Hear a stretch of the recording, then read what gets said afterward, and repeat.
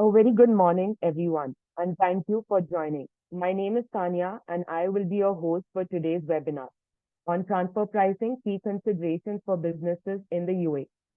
Before we dive right into the webinar, I would like to give a brief introduction about our company.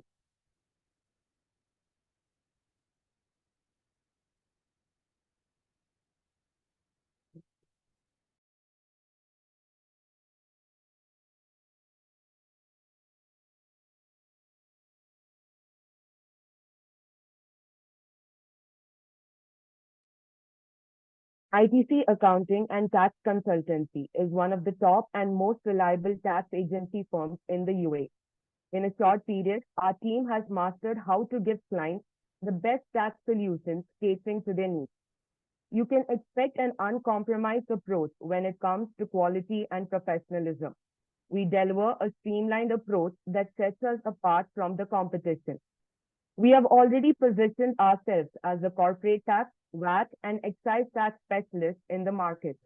With a fast growing team of qualified and dedicated professionals, we stand out and meet the expectations of today's highly challenging business environment. By bringing the best team at your service and highly experienced tax and finance specialists in the industry, ITC will continue to create long-term relationships with various businesses by having the ability to deliver exceptional service that is satisfactory on all levels of quality and speed. As a testimony to our strategic and proven approach, most of the customers we serve are generated through referrals and repeated business. Moving on, I would like to give a brief introduction about our speaker for today's webinar.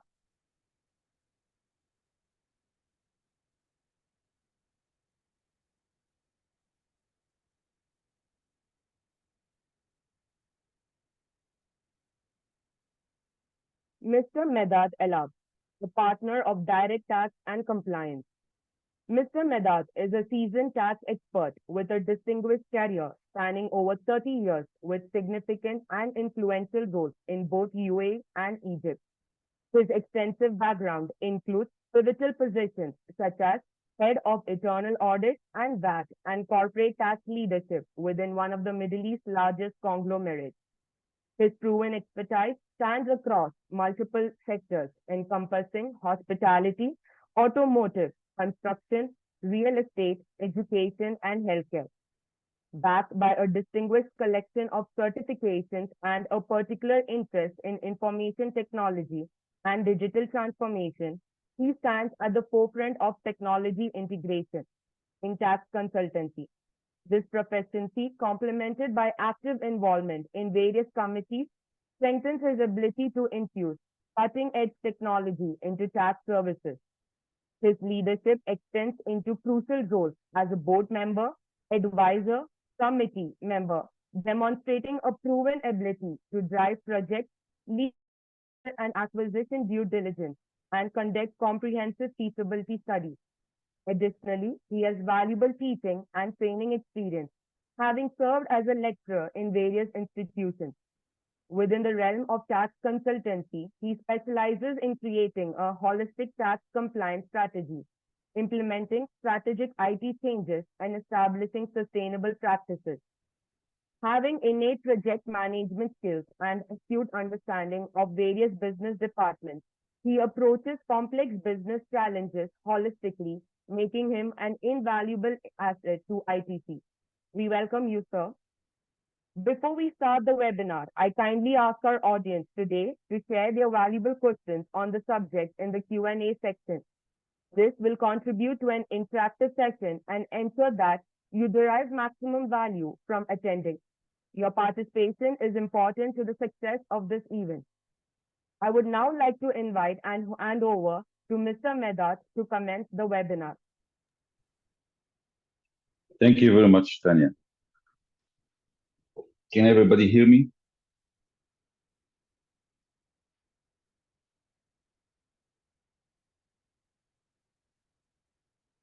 Yeah.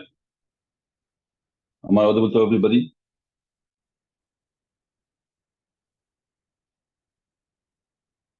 Okay, so can we move to the next slide, please?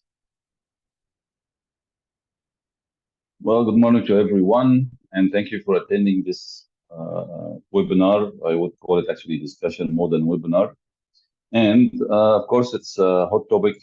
Everybody is speaking about the corporate tax and how transfer pricing is working. We receive a lot of exclamation marks, questions, and so on about the subject. So we decided to have this webinar to speak more about the subject and maybe shed some lights and provide some kind of understanding from where it's coming, especially considering that United Arab Emirates did not have any taxation, corporate tax before in the past, and therefore the concept of transfer pricing is new to the country. So in our approach in this webinar, we decided to have a little bit of a gradual approach where we will give first a background about what is transfer pricing, and then we will move into some kind of specific points through the questions and answers. So there are several sources in the market about what is transfer pricing or what is the point of view of Federal Tax Authority about transfer pricing. So one of the resources which we are using, or which usually anybody would go to understand more about any subject, is Q and answers on the FTA. On the FTA website, they have about 158 questions and answers about corporate tax. This was till the last week. And one of them, or some of them, are actually speaking about the FTA definition for the transfer pricing. So transfer pricing rules ensure that transactions between related parties are carried out on arm's length terms, as if the transaction was carried out between independent parties to prevent the manipulation of taxable income. Various articles in the corporate tax law require that the consideration of transactions with related parties and connected persons needs to be determined by reference to their market value. So here, from this definition, according to the FTA, when they came up with the question and answer, we can pick up a little bit of some elements which we have to think of. One of the elements, of course, is the concept of arm's length. And the other one is as if the transaction was carried between independent parties. The other one is related parties and connected persons. And these particular terminologies we will actually address in the presentation forward. And also, the other point which we have to take in consideration is something called market value, which is a very vague and argumental concept for so many people, because we have seen so many clients, we had so many discussions over years about this kind of concept of what is market value. How can I define the market value, especially if I have so many complex industries in the picture, or if I have so many prices for the same service because of the market situation, and so many other considerations which may come to existence. So can we move to the next slide, please?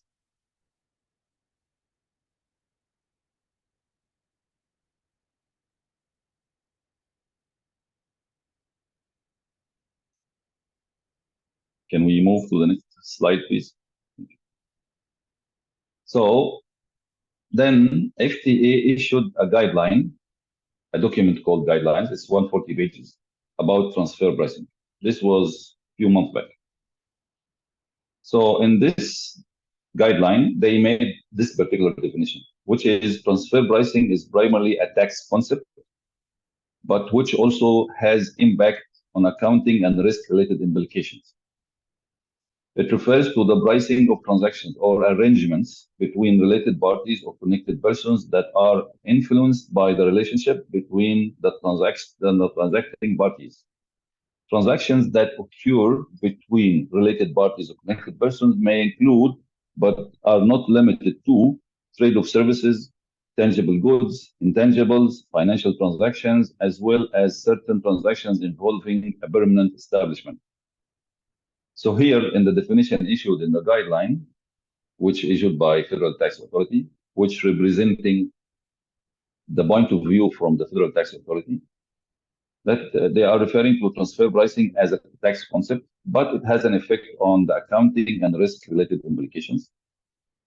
It refers also to the pricing of the transactions or arrangements. So it's not necessarily to be a transaction recorded as a transaction. It can be an arrangement, like, for example, disbursing money between the head office or the holding company and the subsidiaries.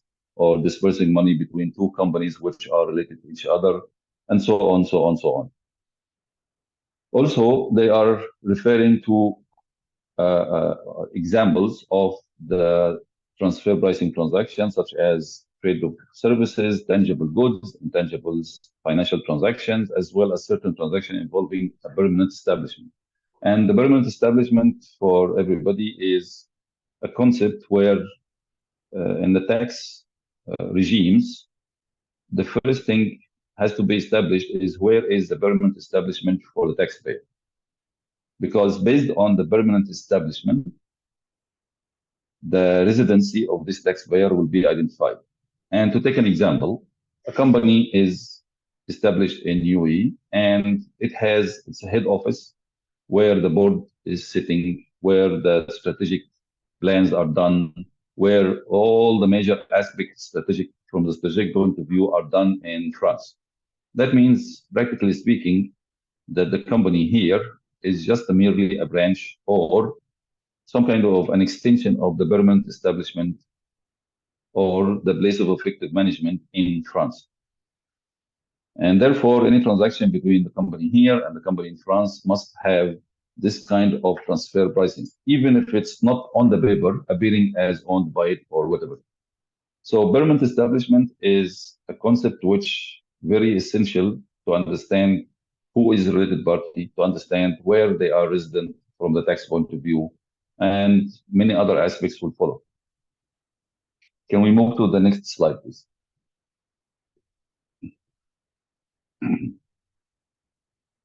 Now, just we wanted to have some kind of understanding about what is, how this transfer pricing concept came to existence, where, when, how, what is the origin of this transfer pricing, and some kind of a background in it. So actually, this transfer pricing concept started from USA in 1988. And this was like started as a white paper provided by USA, and then slowly and gradually developed into a detailed guideline on transfer pricing. This is from USA point of view. Then in 1994, it became a regulation. It became mandatory for the companies to do transfer pricing or to observe transfer pricing guidelines in USA. And then afterwards, the OECD, the Economic Organization of Economic Cooperation and Development, actually has issued a guidelines in 1995.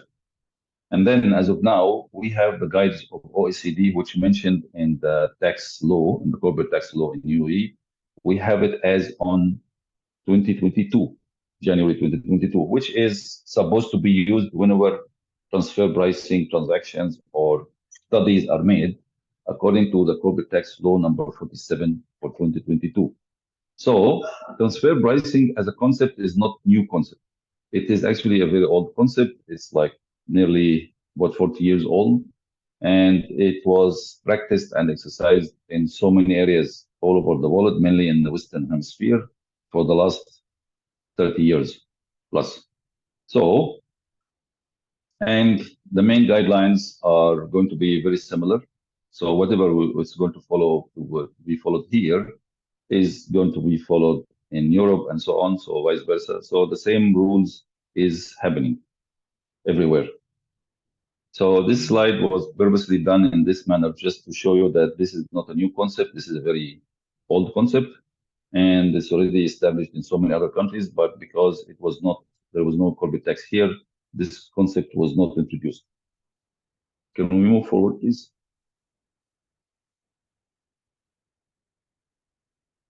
So now this is, we wanted to zoom in to the country, to the GCC countries, just to show the development or the transfer pricing situation or the guidelines in GCC.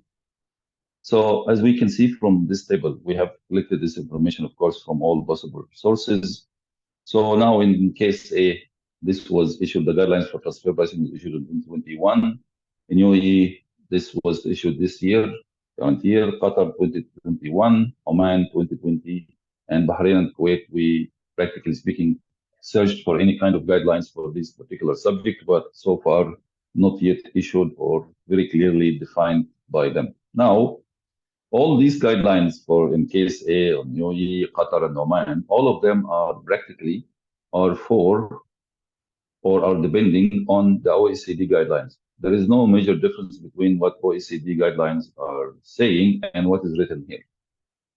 Now, the most important point is that transfer pricing is depending on making a study called benchmarking study. This benchmarking study is comparing the transactions which happening here, for example, in UAE, with other transactions happening worldwide. Now, the comparison to succeed and to work efficiently, you need data from the area, from the region, from GCC and the Middle East, which because of transfer pricing was not applying here till the last few years, there are less information available commercially, economically, and so on. So the benchmarking may not be 100% accurate, but it has to be done as per the guidelines. Can we move forward, please?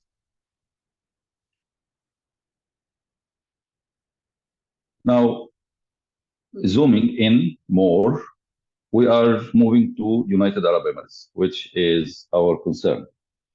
Now, the introduction of transfer pricing was done in the Law 47 in 2022. It was mentioned in Chapter 10, where there is a specific chapter in the law speaking about transfer pricing. We have Article 34, which is speaking about arm's length principle. We have Article 35, related parties and control. We have Article 36, which payments to connected persons, and Article 55, transfer pricing documentation. This is in the law. And as every law, the law doesn't have specifics. It gives you a general guidelines and general statements and so on. So the next step by the UAE was to issue ministerial decision number 97 for 2023, and this is the requirements to maintain transfer pricing documentation. So in this ministerial decision, they actually specified or they spoke more about the documentation required for transfer pricing purpose. Because transfer pricing is a process where we have to maintain certain documentation to ensure that these documentation are presented whenever is required by the Federal Tax Authority. And this is the same concept everywhere practically in the world. Then we have transfer pricing guide, which is issued on 6th of November by FTA 2023. And of course, the transfer pricing as a subject is mentioned in 7 question and answer out of 158 on the FTA website.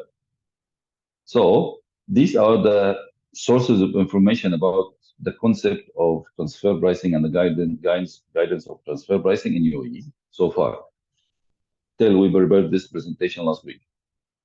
This may change, of course, in the future. They may come up with some kind of more guidelines and so on. So this subject of transfer pricing will require continuous review on a regular basis. Can we move forward, please?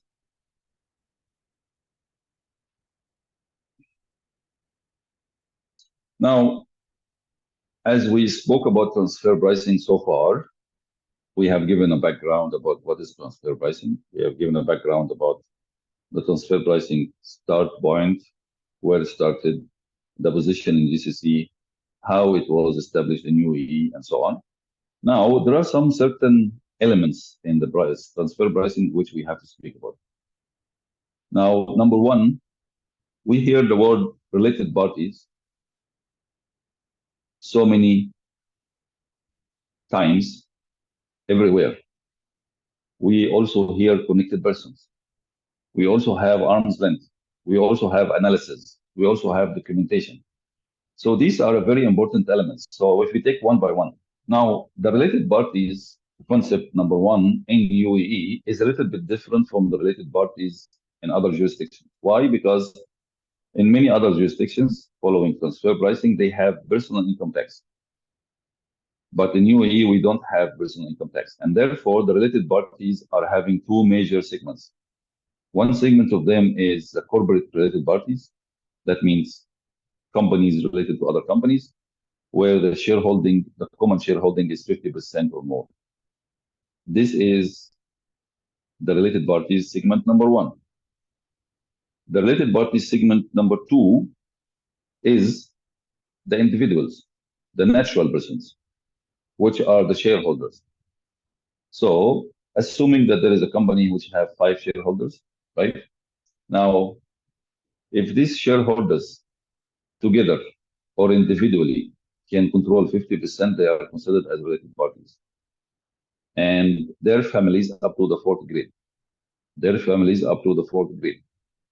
So, in the related parties, we have two main segments. One segment is another juridical person, another LLC company, another public listed company, and so on, provided that the common ownership is 50% or more between the two companies, or one of the companies can control the other one, and other conditions stipulated in the law. Or another segment in the related party, we are talking about the natural persons, which mostly are the shareholders and their families up to the fourth grade. And this fourth grade will apply to them and to their spouse. So the husband and his wife, fourth grade from each side. Then we move to the next point, which is connected person. This connected person is a little bit so far it's not very defined so far, but the common senses in the market as of now is that we are talking about the senior executives who can influence the company decision, such as the C-suite, the CEO, COO, and so on, and the directors, the GM, whoever can influence the company decision is considered as a connected person. So if somebody is sitting in the board, for example, but he's not a shareholder, he's considered to be a connected person. If somebody is the chief operating officer, he is a connected person. If somebody is a director of a certain department, he's a connected person. This is the consensus in the market. So this concept, along with the natural person and the related parties, are not or do not exist in the other jurisdictions. Then we have the arm's length principle. Arm's length principle is actually a principle for anybody from finance will understand it and will grasp it, because arm's length, it means that you are doing any transaction free of any pressures, free of any influence of your relationship with the other party. So this is arm's length concept, which of course, from the finance background, we all understand it. Analysis. Analysis is a very specific process where the transaction is subjected to three main elements. Number one, economically viability or economical viability. This transaction, is it economically viable, and is it justifiable from the economical point of view? Is it actually matching other transactions in the market from the economical point of view? And then the second one is commercial. Now, is it profitable? Is both party profiting or benefiting from this transaction or not? Does it actually have a substance to happen? Is it required to happen? Is it supposed to happen? Is it necessary for the business to happen, or just only artificially made just to make a transaction between the related parties? And then, of course, the legality of it, which has to be legal transaction. It has to be according to the law of the land. It has to be according to the compliance requirements for the taxation and other aspects and so on. Then we move to the documentation. Documentation is something which is, according to the guidelines issued by the FTA and according to the decisions, any company which have or which going to pay 9% tax and the revenue is less than 200 million dirhams do not have to maintain these documentation which is stipulated in the regulation. These documentation are, number one, benchmarking study documentation, which is analysis. Number two, master file, if it's a group of companies. multinational companies with certain conditions. Number three, the local file, which have the details of the related party transactions. Number four, which is the country by country form or transfer pricing form, has several names. So this documentation is not required from any company which is less than 200 million dirhams turnover and paying 9%. But this documentation is required from everybody else other than this condition. So any free zone company which is trying to enjoy 0% has to maintain this documentation, even if the revenue is only 1 million dirhams. It doesn't matter. As long as the company is a free zone, qualified free zone person, and not paying tax, you have to maintain all the documentation. You have to do the transfer pricing process in full. Any company which is having a revenue in the mainland or paying 9% even in a free zone and having revenue more than 200 million dirhams has to do the transfer pricing documentation and the process in full. So there is one catch in the guideline that FTA still can ask from the companies which have revenue less than 200 million dirhams and paying 9% tax, can still ask for information about the related party transactions, which they did not define. That means they can ask for practically everything and anything. So we always say that it's better to have the maximum documentation. It's better to have policies and procedures around the transfer pricing.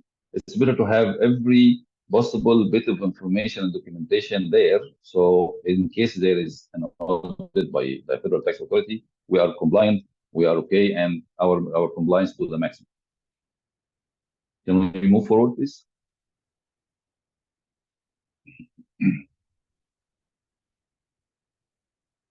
Now, this is an explanation for the previous one.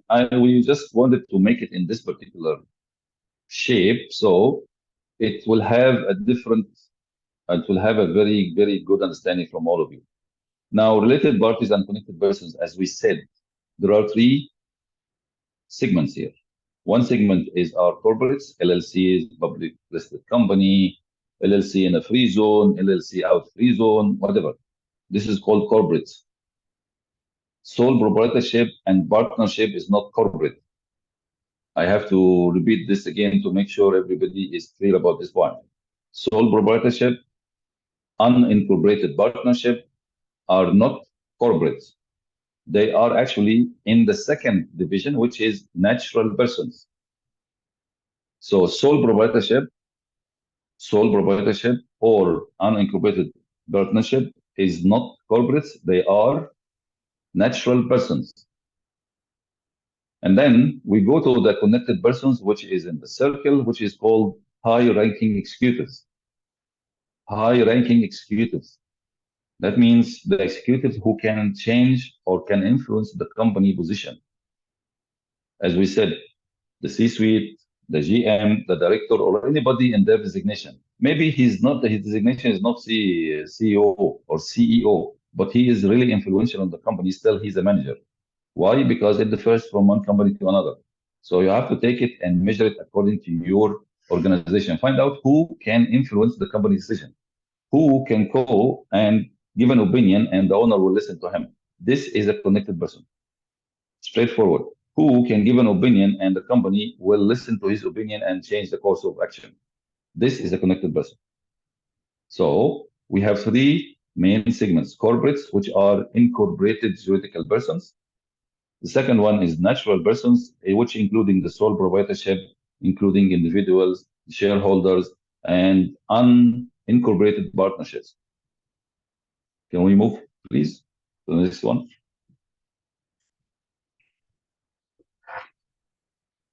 Arm's length. Now, arm's length, that it means actually transactions and arrangements between related parties or connected persons are priced as if the transactions or arrangements had occurred between independent parties under similar circumstances.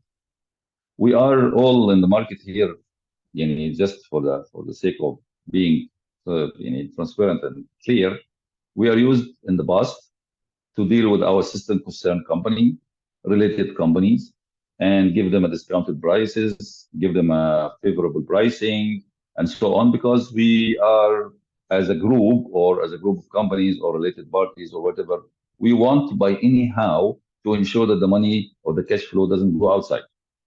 So I make sure that everything is happening within the house, within the group. This is the culture which we had, or the UAE had in the last 50 years. And it's just a note on the side. In the latest studies they have done in the last few years, 40% of the GDP in UAE is coming from family businesses. So I have a company, my cousin has a company, I prefer to deal with my cousin, and my cousin prefer to deal with me, and so on, so on, so on, so on. And therefore, eventually, we are giving each other different prices than the market if I'm giving it to a third party. So arm's length is saying that you have to give the same price which you're giving to a third party to your related parties.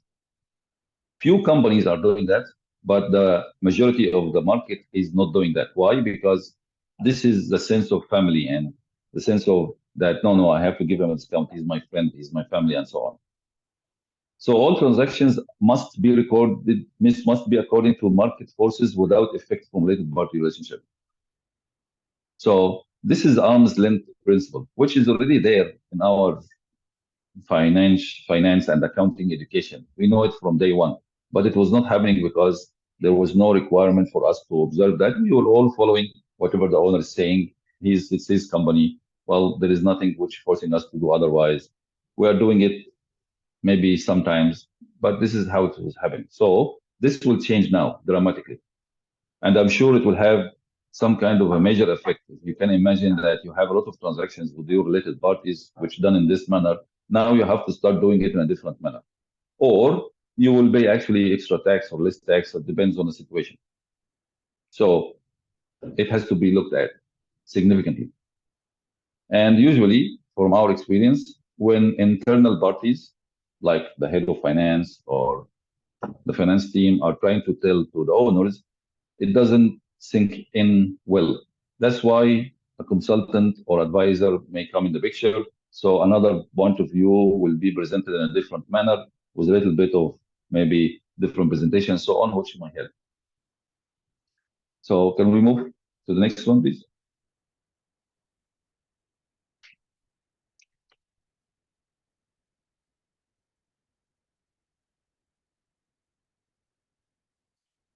So this is analysis. What we do in the analysis or how the analysis works.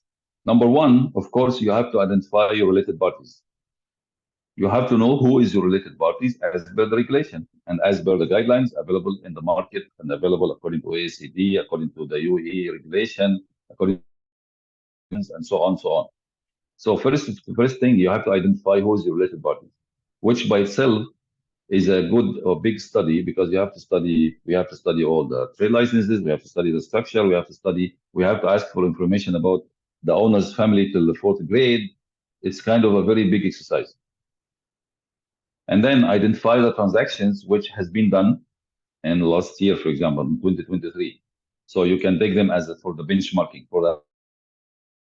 And then conduct a comparative analysis, which we call it benchmarking. So if you hear the word benchmarking, it's actually the process of making comparative analysis. You are comparing the transaction to the market conditions or the market transactions, which are uncontrolled transactions. They call it uncontrolled transaction. The transactions which are happening between two independent parties, they call it uncontrolled transactions. And then after you do this comparative analysis, you have to define a transfer pricing method. Transfer pricing method. There are 5 methods allowed as per the FTA, and of course, FTA has opened the door for you to take another transfer pricing method even outside the 5 which they have mentioned. So you have to allocate a transfer pricing method for each transaction. And of course, there are a couple of them. The one of the BEMOs is very famous, which is comparable and controlled price. Like you go and get a quote from somebody else and show that you have taken 3 quotes and your related party is the lowest quote or your quote is the lowest to him or whatever. So you are acting like you are doing a commercial transaction. And then after you do the transfer pricing method, you have to determine the arm's length price. Sometimes the price may go up for the transaction, or the cost, or the whatever the monetary value for the transaction may go up or may go down. All of them are different, and it depends on so many scenarios, because transactions, you cannot use the same transfer pricing method for all transactions. Some transactions will ask you you have to use cost plus profit or cost plus margin. Sometimes you have to do a little bit of market value study. Yeah, sometimes you can use the comparable and controlled transaction, and so on, so on, so on. Can we move forward, please? Now, what are the methods which are used for transfer pricing? I knew that this will be most probably one of the common questions which we will face. That's why I put the 5 methods here in a very clear manner. So don't mind the 1 and 2 and 3. They are not in the same order. It's just only we took it as it is from the FTA website. So we are following the same understanding and same thing from their side. Number 1, the comparable and controlled price method. Number 2, the cost plus method. Number 3, the resale price method. Number 4, the transactional net margin method. And number 5, the transactional profit split method. So each one of them can be used in a certain specific situation, but it can be used for all transactions. So that's why, if we remember the previous slide about the analysis, you have to identify your related parties, and then you have to identify the transactions, and then you have to do the benchmarking or analysis. And then based on this benchmarking, you will define which method of these methods are suitable for the transaction. Because there are so many types of transactions, and it's impossible to have one method to apply to all of them. Next one, please.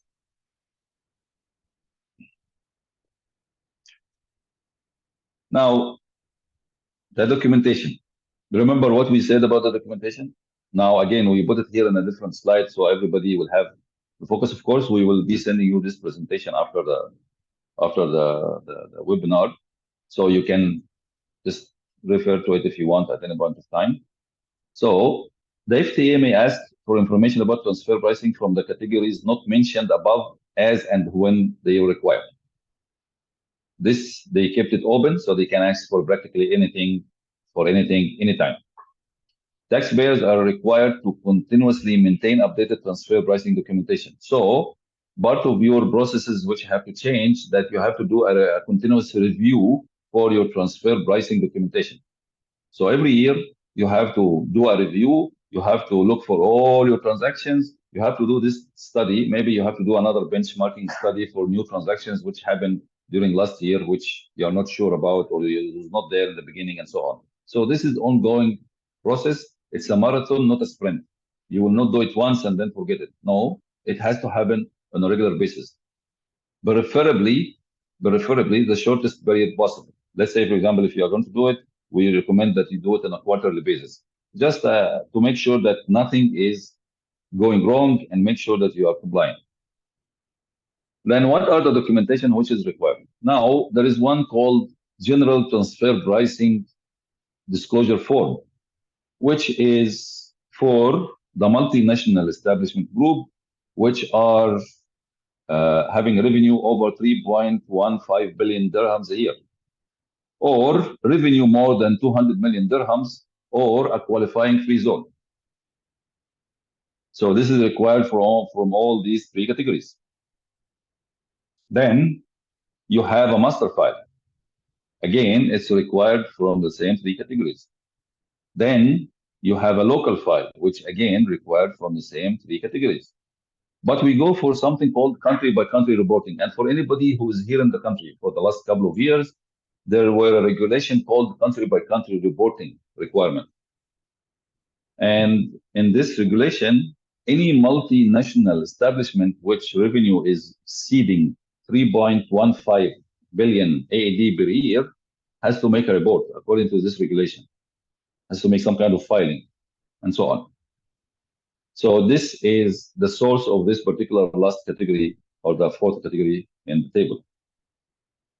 Then we have additional supporting information, which is practically, as we said, if they is saying I can ask for anything and everything.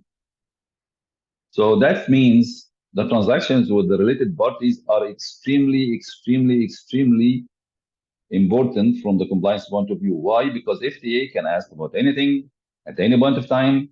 So you have to be ready with it, because if you delay, then they will assume that the company is not having the information, and therefore they will move to their assumption that the company is trying to do something wrong. And therefore it will be a compliance issue straightforward.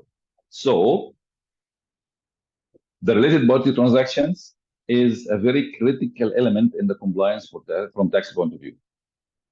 So next one, please. Now we reach to the point where we are going to answer your questions and answers to give all kind of satisfaction for you.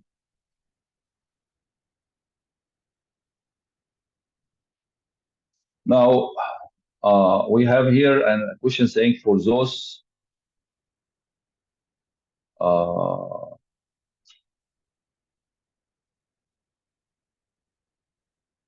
for those to be categorized as qualifying free zone persons in UAE subject to zero CIT rate, they are required to prepare the local file only, right? Well, actually, this is not according to the guide. The guide and the ministerial decision and all of that is saying otherwise. So no, you should be prepared for the master file and the transfer pricing form, as we said. Please confirm we have taken license on May 2023. Then what is my fiscal year? Fiscal year. Now, that's very good question. Now, according to the regulation, they said that you have to follow the IFRS. What IFRS is telling you, you have to follow as your fiscal year. Not only that, what is written in your memorandum of association? You have to actually follow your memorandum of association where it says what is your fiscal year. Is it from uh, January to December, or is it from March to April? I don't know. Or from April to March, or from July to June? I'm not sure. So you have to look to your memorandum of association, where in this memorandum of association you should have written, or the board members or the shareholders have written, what is their fiscal year.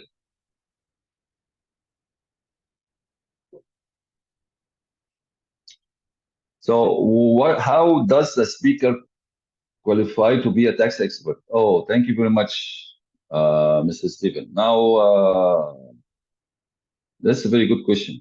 Now, you see, I have been taking care of taxation for a local conglomerate for the last 8 years, which including international taxation. And also I did taxation for a couple of years in Egypt before, where, Egypt is having a very complex tax regime, and a very old one. It's 70 years old. So in addition to that, of course, there are some kind of other certification like BWC diploma and other things like that. If this is enough for you, I hope it is. Thank you. So next one. Okay, Mr. Stephen is referring my education and the LinkedIn. Thank you very much. I don't add anything in LinkedIn, not everything in LinkedIn. If I add it all, it will be very difficult for anybody to follow. Thank you very much.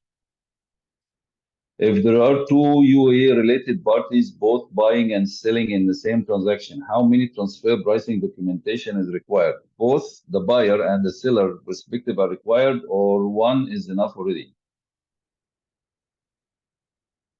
Okay. Now, I'm assuming that these both related parties are separate from each other and they are actually not together in a group, right? And each one of them is having a transaction from one side. So yes, both of them must have transfer pricing documentation, because I'm not sure if you looked at the accounting guidelines issued by FTA recently, but if you have to do adjustment in the transfer pricing regulation or related party transactions, either by adding or decreasing. That means either you are a buyer or a seller, you have to do it. So yes, buyer or seller, you have to do it. Thank you. If our group revenue is below threshold, do we still have to transfer pricing documentation? if your group is it a tax group or what? I'm not sure. But as we said in the presentation, anybody who's having revenue of 200 million dirhams and above, paying 9%, or a qualified free zone person has to do transfer pricing documentation, or a multinational group. Yes. The slide presentation is not moving. Yeah, this is done. Whenever we have sharing expenses between related companies, do we have to issue a debit note or an invoice to recover these expenses, or just a copy of the invoice supporting documents? The recording of both companies. Okay, well, this is actually a subject which also involving VAT as well, because if you are not in the same VAT group, you're not in the same tax group, you have to do it, or you have to deal with the related party as a separate third party, and therefore you have to do transfer pricing, you have to issue invoices, you have practically to deal with them like a third party completely. We are using CUP method. Well, this has to be studied. The transaction has to be studied because I'm not sure exactly about the nature of transactions, but that's why you need to do a study. If assets are used by employees for personal use and they pay a lower than market rate, how would this be treated? Now, these employees, okay, well, this will be like, as it has actually several aspects. I don't know from which aspect I should respond.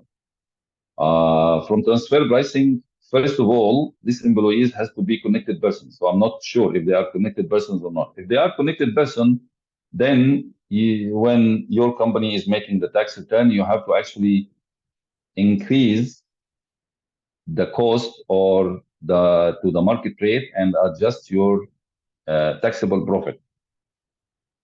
And this will require a certain study, of course. But if we are speaking for the employees who are not connected persons, who are not influential to the company decision, this will be a little bit different because this will not be of interest to the company. Also, or to the FTA for the tax. Also, you have to take in consideration what exactly your policy, what exactly your understanding about this whole thing. What is your HR policy? How much the money we're talking about? Is it material, very big material amount, or a very minor amount, like we're talking about 100 dirhams or 200 dirhams? I'm not sure. So this will require detailed study to give a specific answer on that. Not sure it's only me, but I don't get audio. This audio in Zoom does work over. Just not hearing the speaker. Sorry about that. I hope that you were able to get it later. We want to set January to December. Is it possible by law? Law doesn't interfere with your financial year. Your fiscal year is not interfered by law. It's up to you. You set it in the memorandum of association and say it's from January to December. That means your first tax period will be 1st of January 2024, and it will end by December 2024. Good morning. What is the difference between a master file and local file? Okay, well, master file actually is, let's say, for example, like a snapshot. It's a very brief one. Brief information about your company structure, your related parties structure, and so on. Okay? The local file is having a detailed information about each and every transaction. What method you are using, what was the amount of this transaction, what is the date of the transaction, who are the two related parties involved in the local file in this transaction. It has a very detailed information about the transactions. But master file is like a snapshot about the transfer pricing for this particular tax period. I hope this answer is okay.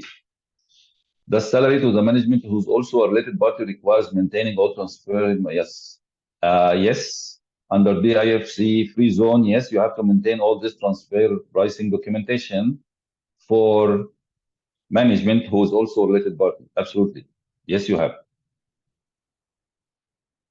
If any free zone person opts for 9% tax rate, then also is it mandatory to maintain transfer pricing documentation? Only if you are exceeding 200 million dirhams revenue and or is a multinational establishment.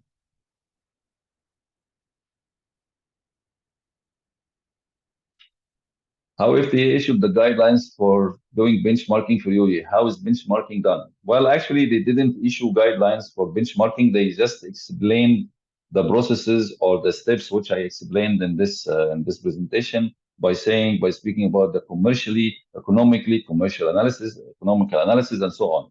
They are depending on the guidelines issued from OECD in January 2022, which is 650 pages, by the way, for your information.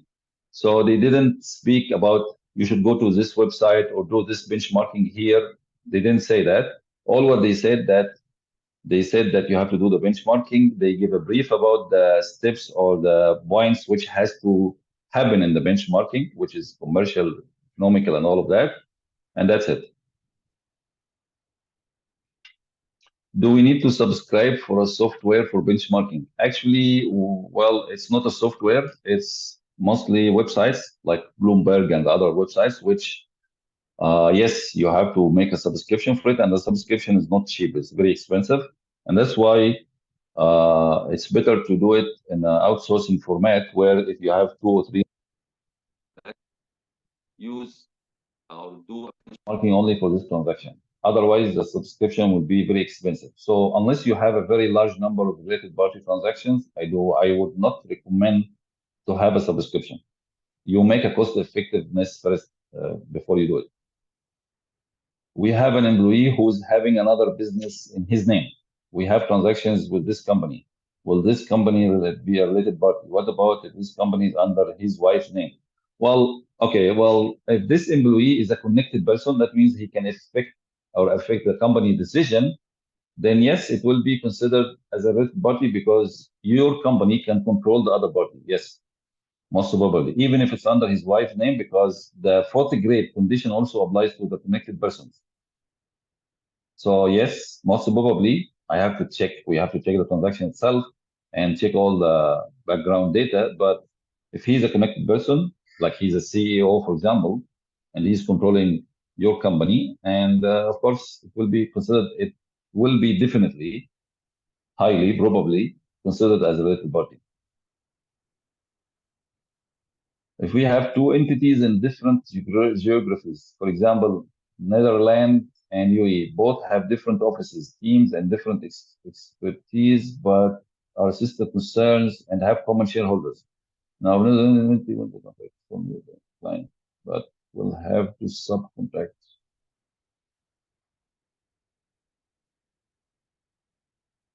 Well, actually, thank you very much about this question about Netherlands. Netherlands have the transfer pricing regulation, and the Netherlands entity has to do transfer pricing benchmarking.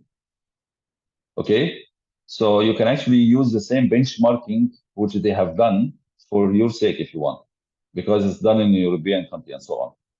Okay, so this will make your life much easier because anyhow they have to do transfer pricing there. So definitely, you ask them to do the transfer pricing for this transaction. That's okay, no problem. They can use the company in UAE, and you can use it for your benefit here in UAE. What is a civil company? Three owners considered as corporate or natural person. Well, actually, civil company or wakil khadamat. This is actually another form of companies which is like sole proprietorship. So we always recommend that the license should show LLC to avoid having the owners facing the tax obligation from their personal money. So always move from sole proprietorship to LLC. If the revenue is less than 200 million dirhams or 3 billion, then TB laws applies or not. If you are paying 9% tax and less than 200 million dirhams, and you don't have multinational establishment for 3.15 million dirhams, you do not have to maintain the TB documentation, but TB law applies. Is provision of stock obsolescence tax deductible? I am a little bit confused about this particular thing. If you can please elaborate more, because this is not very clear to me.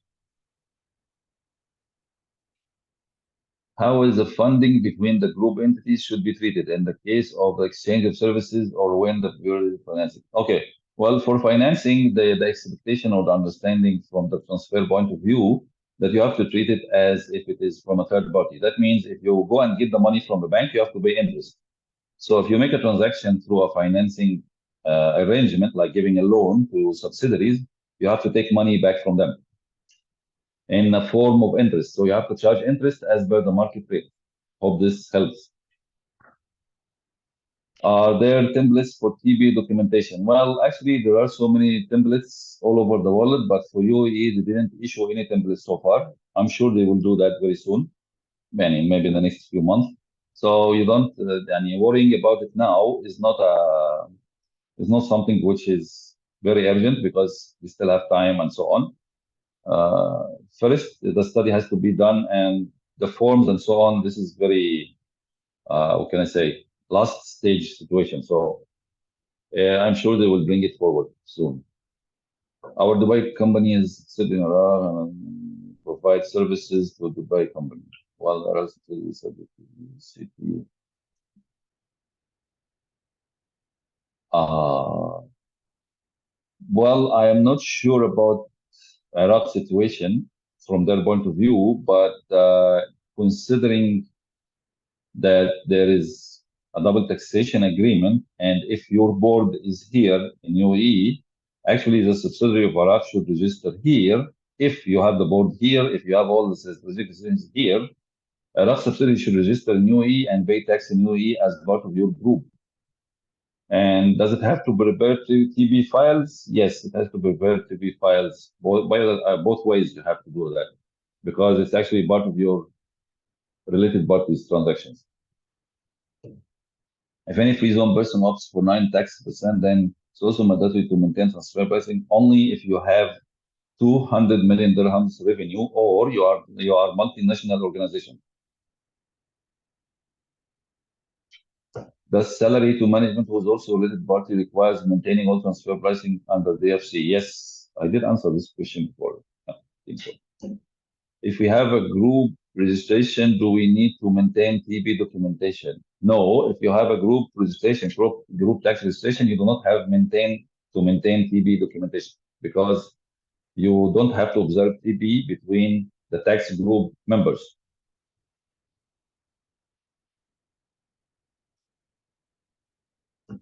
We have a group of companies, but in the group we have one strong purchase power, purchase and transfers to other group companies, cost sales to competitive price. We are not corporate group. Can you advise? Frankly speaking, I cannot just advise based on this kind of very little information, except, well, the best solution for you would be to have a corporate tax registration. Are TB transactions subject to a minimum invoice amount or on all related transactions? So far, there is no limit. Some other jurisdictions in the region, like Egypt, for example, they make a limit. But so far, here, they do not have a limit. So they just said it's applying to all. Not sure if they will make a limit or not. The salary to management, who's also a related party, requires maintaining. Yes, under the IFC, you have to maintain all documentation for the salary for the management, who's also a related party. What if we have a lot of related parties transactions, like 30% of our total sales, but our total sales is only 20 million?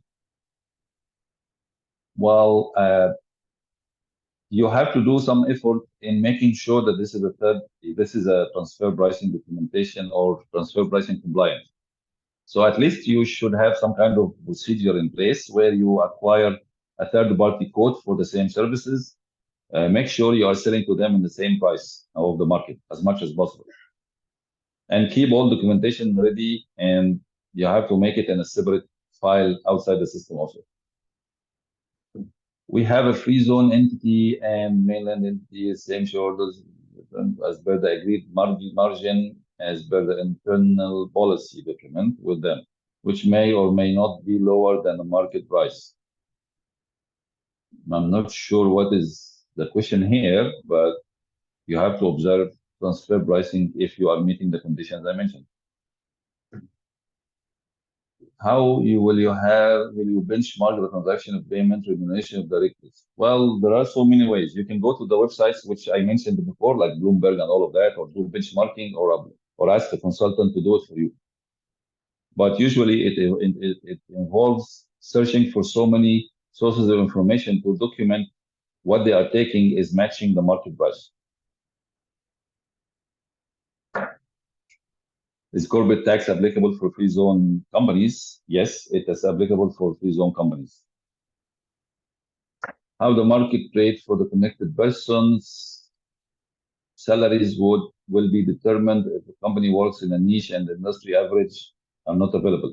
Then you have to do the benchmarking from these specialized websites as I mentioned, because if they are niche and averages are not available on the usual websites like Indeed or Base Scale and all of that, then you have to go for the benchmarking. You have no escape from that if your company is having this particular condition. How provision of leave salary, bad debt, and depreciation will be adjusted in corporate tax. Now, let us just, this question is not the first question about about provisions.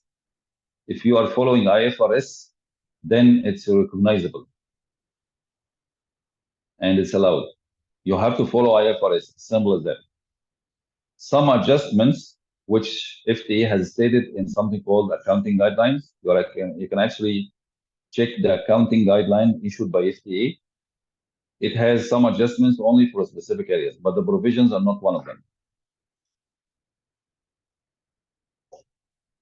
If you have to apply profit margin on services done to a sister company when we have to issue for them a tax invoice and apply VAT. If yes, how this will be legally if your license activity does not include this kind of activity? Well, this is a very interesting question actually.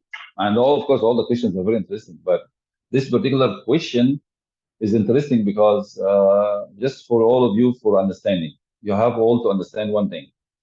Taxation, corporate tax is about harmonizing the legal situation, the financial statement situation, and the corporate tax situation compliance. So please add the activity which you are doing to your trade license if possible. Be compliant on every aspect. Do not put yourself in a position where you are actually issuing taxation or issuing taxes or issuing tax invoices for something which you are not supposed to do as per the trade license. My pleasure. The salary to the management was also, I think this question is repeated, so I will just pass it. Again. Provision for credit loss, of course, which you are talking about the bad debts. Yes, of course, definitely. Absolutely. Provision is allowed. If I understand your earlier comments, free zone companies with any revenue, not only those exceeding $200 million, will need to submit transfer pricing policy documentation. Is this documentation referring to only existence of transfer pricing policy procedure? Well, actually, my comment is having a little bit of condition more to that. The free zone companies which are benefiting from zero rated tax, then you must maintain the transfer pricing documentation stated in the corporate tax regulation, in addition to whatever IFRS is telling you to do.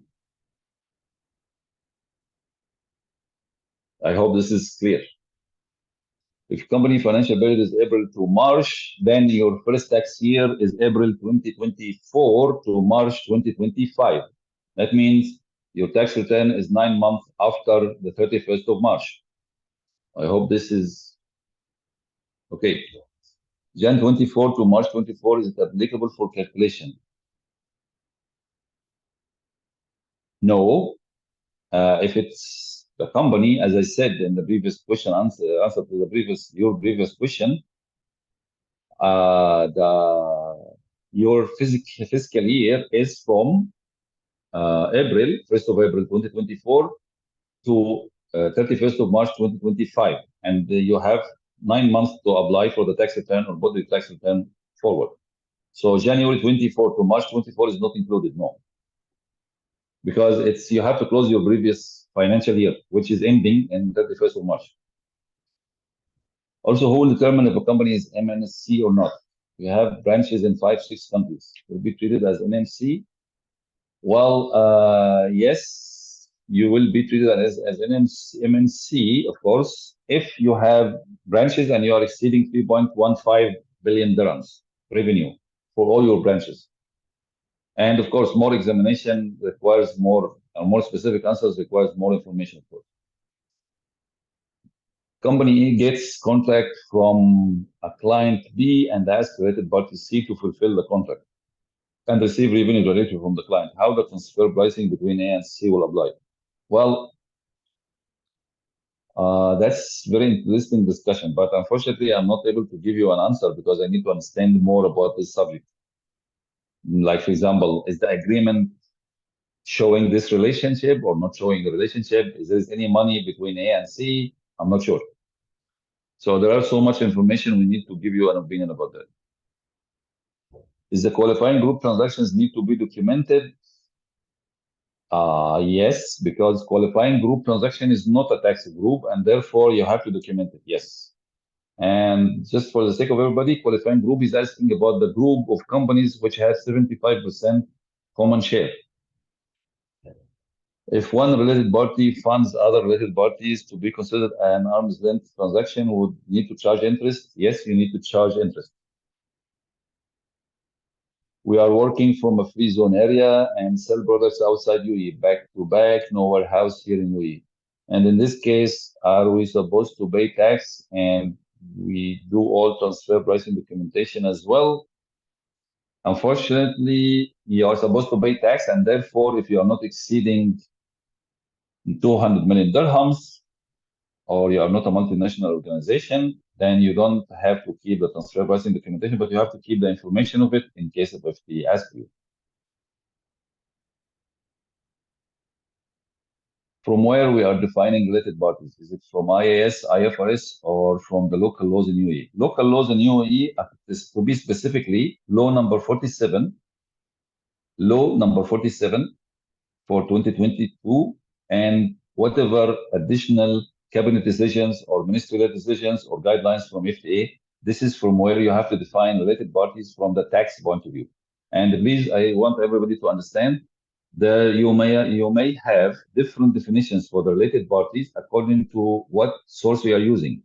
Is it IFRS, or is it the corporate tax, or is it the civil law? So you have different definitions for the related parties in UAE, and for corporate tax, we are specifically speaking about tax. So you have to take the definition of related party from the tax regulation. Is it mandatory to maintain the TB documents for qualifying free zone? Yes. If there is a group for tax purposes, transfer pricing documentation requirements between the group companies negated? Yes. The expense during the period related to the provision, such as credit loss and stock abuse. Okay. Is it tax deductible as long as it's based on IFRS? Yes. The answer about that is yes, of course. Anything according to IFRS is okay, and then you might make some adjustment at the end, but it's yes. Is minimum global taxation acceptable by FTA? If you are referring to Pillar 2, which is 15%, yes, it's acceptable. And they issued actually decree law number 6 about the subject a couple of weeks ago. So yes. If a company has a loan from a related party before June and loan is still outstanding, does the related party need to charge interest on that loan? Yes. You have to charge interest. Actually, in 2023, you must have transfer pricing rules applying on your balances between you and the related parties. So yes. Can you clarify what will be the effect of this TB transaction? For example, we sold the owner discounted price. Will be there an effect on TB? Yes, of course, you have to maintain documentation. That's number one. Number two, at the end of the tax period, you have to make adjustment in your expenses or profit according to the situation. So yes, it will have an effect, but this effect, to define it specifically, of course, a close examination has to happen. Is this right? Can we have advice as why the development amount to give back from main company to developer? It showed you to related. Like this. I'm not able to follow. Sorry, this payment from the development amount to give back from the main company. I'm not pretty much sure about the scenario, so I'm not able to answer. Sorry about that. Who can prepare the TB study? Any licensed auditor worldwide? Actually, for the TB study, you need somebody who's specialized in tax. Why? Because the TB study is based on the tax, not on the IFRS. It's on the tax regulation, not IFRS. So you need somebody who knows the regulation of the taxation and the country you're in. So if this auditor worldwide is specialized in taxation also, well, he can do it for you. As we are paying VAT, so expenses are considered in that, in the corporate tax, in the profit and expenses being considered. I'm not sure about the question, sorry. It's necessary to make invoice for all the cost transfers between the non-corporate tax group related party, but they are under that group. Uh, well, you can put them all in a same tax group, corporate tax group if you can. This will make your life much easier. What if company A pays an expense for company B, which are related party, which one specified as company E funding company B? Would interest need to be charged? Well, we need to understand more about the scenario, but generally, if this money stays for a long time in the related parties' accounts, you have to charge interest because when you are doing the same for third party, you are not waiting for a long time before you collect your money from the related party. So yes, you may have to do interest, yes. So local minimum rent beyond the taxable revenue. Any real estate revenue for individuals is not within corporate tax purview.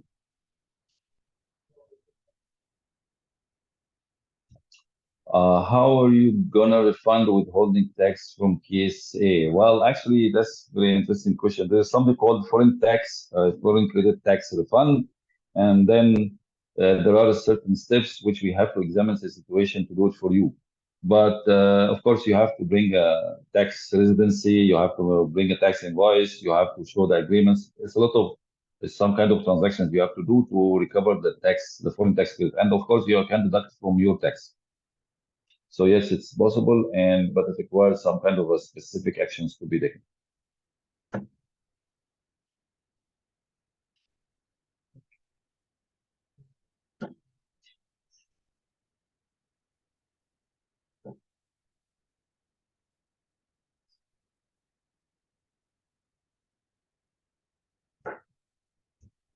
Would the company owners be classified as related parties and should interest be charged to their loans or vice versa? Yes, they will be classified as related parties. Most probably, yes, and you have to charge interest to their loans. Absolutely. And instead of loans, you can give them dividends. Better. What is the best benchmarking analysis you recommend for industry? Well, actually, there is none of them is complete. None of them is comprehensive. There is no best benchmarking analysis. This is all. Uh, this is all relational and argumental. So even if I tell you X or Y or Z is the best, there is no platform and no service will give you everything or will be specific for a specific industry. So each one of them is having its own data, but most of them are having similar data, if I may say. So I cannot actually recommend one over the other. We need to charge interest on loan to related party if the related party is in tax group with us. No, if the related party is in tax group with you, you don't have to charge in interest. Thank you. So we answered all the questions are there just to give our promise. Thank you very much and wish you all a good day ahead. And please contact us if you need any kind of help or support. We'll be happy to come back to you. Thank you very much.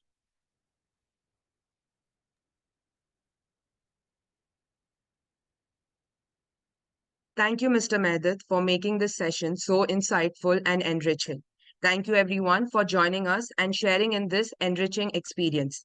Your presence and active participation have truly made this session valuable and impactful.